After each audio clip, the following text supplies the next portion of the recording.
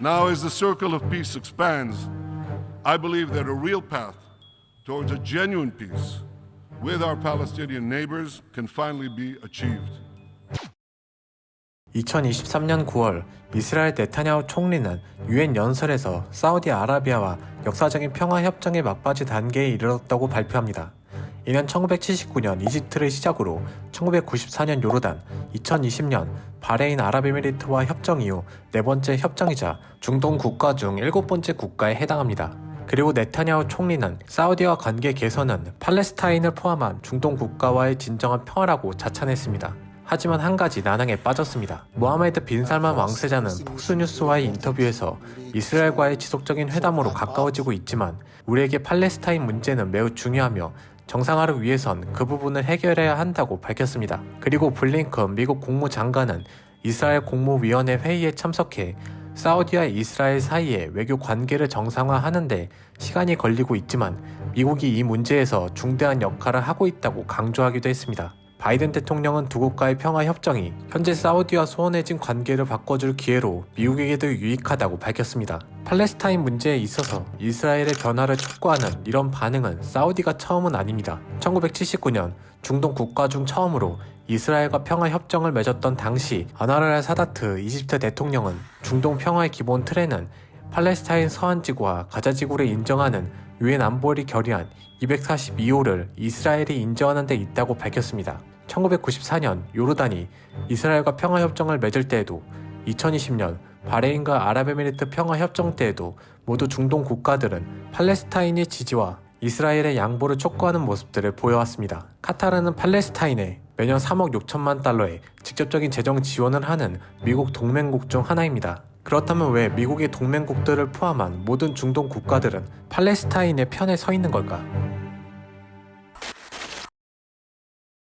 2022년 3만 3천 명을 대상으로 경제 사원과 생활 조건, 이민, 국가 기관에 대한 신뢰도 및 민주주의에 대한 견해를 묻는 광범위한 대규모 설문조사가 실시됩니다. 그리고 이 설문조사에는 카타르, 사우디아라비아, 알제리, 이집트, 이라크, 요르단, 레바논 등 많은 중동 국가들의 국민들이 참여했습니다. 이 설문조사에는 아랍 세계가 다양하다는 것을 보여줬습니다. 절반의 국민들은 국가가 잘못된 방향으로 가고 있다고 믿었으며 국가 안전 수준은 38%가 부정적으로 평가했습니다. 생활 수준, 정치적 상황 등 많은 섹션에서 아랍 국가들은 모두 다양한 생각들을 보여줬습니다. 팔레스타인 문제만 제외하고 말이죠. 팔레스타인의 대의가 모든 아랍인들에게 관련이 있다는 비율은 모든 국가에서 모두 큰 비율을 차지했습니다. 더불어 이스라엘을 외교적으로 인정하지 않았으며 이러한 원인의 가장 큰 이유로 팔레스타인 지역의 점령과 팔레스타인 국민들의 권리를 지목했습니다. 중요한 점은 종교적인 이유로 대답한 비율은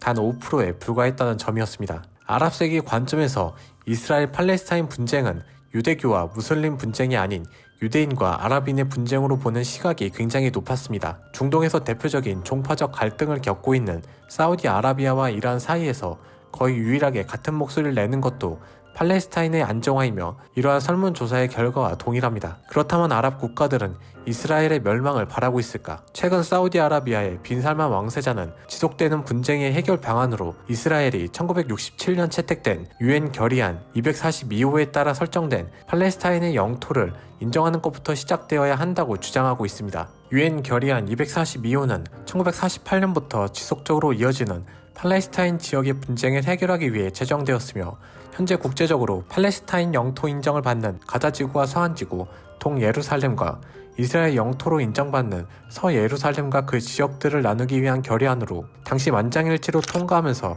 현재까지도 이를 기준으로 두 국가의 영토를 구분하고 있습니다. 그러나 이스라엘은 이것만으로 만족하지 않았습니다. 예루살렘을 이스라엘의 실질적 수도로 선포하고 팔레스타인이 차지하고 있는 예루살렘의 동쪽을 차지하기 위해 팔레스타인이 살고 있는 지역 서안지구라고 불리는 웨스트 뱅크에 불법 정착촌을 건설하기 시작합니다. 현재에 와서는 도시의 지위를 얻을 정도로 방대해진 서한 지구의 불법 정착촌은 수백 개에 이르게 됩니다. 그리고 서한 지구의 불법 정착촌을 건설하는 중심에는 현재의 이스라엘 총리 네타냐후 총리가 있었습니다. 그는 총리 취임과 함께 요르단강 서쪽 지역 전체에 이스라엘 통제권을 유지하는 데 최우선적 과제라고 말했습니다. 이는 현재 팔레스타인 영토로 인정되는 모든 지역을 일컫는 말이었습니다. 이스라엘 유대인의 서한지구 정착민 수는 네타냐후 총리가 집권하기 이전인 1980년부터 꾸준히 상승했었습니다. 그리고 네타냐후 총리가 잠시 총리직에서 물러났었던 2000년부터 2009년에도 변하지 않았지만 한 가지 다른 점이 있었습니다. 네타냐후 총리가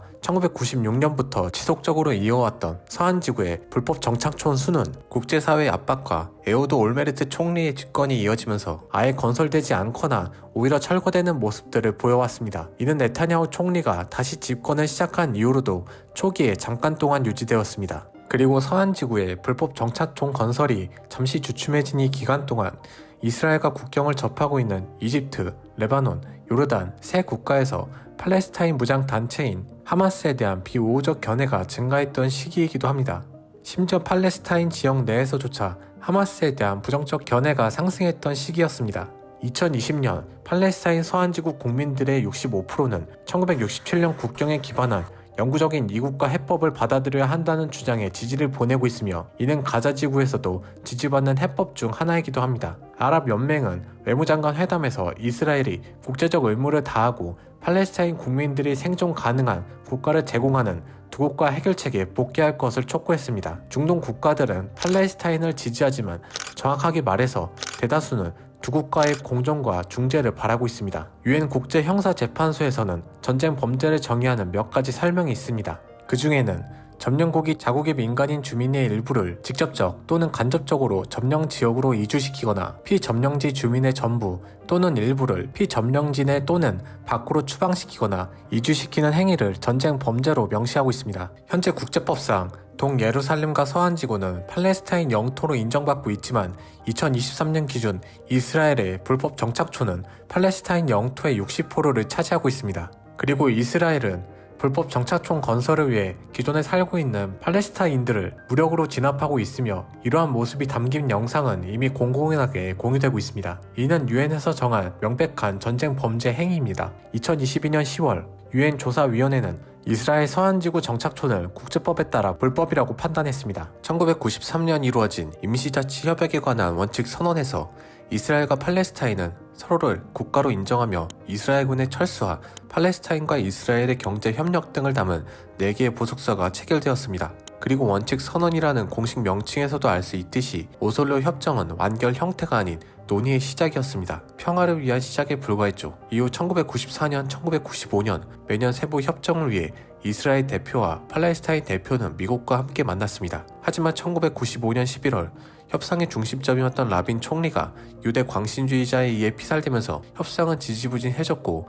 다시 이스라엘과 팔레스타인의 관계는 악화되기 시작했습니다. 그러나 오슬로 협정은 실패했지만 1994년 이스라엘과 가장 적대적 관계였던 요르단과 이스라엘의 평화협정과 2020년 아랍에미리트와 바레인, 이스라엘의 관계를 정상화하는 아브라함 협정에 영향을 줬습니다. 그리고 미국은 역사적으로 두 국가의 문제에서 중재자 역할을 해왔습니다. 미국은 이스라엘을 압박할 수 있는 유일한 국가입니다. 하지만 현재 미국은 공식적으로 이스라엘을 지지하고 있습니다. 이스라엘이 팔레스타인 영토를 모두 점령하면 이 상황이 끝날까요? 답은 아무도 알지 못합니다.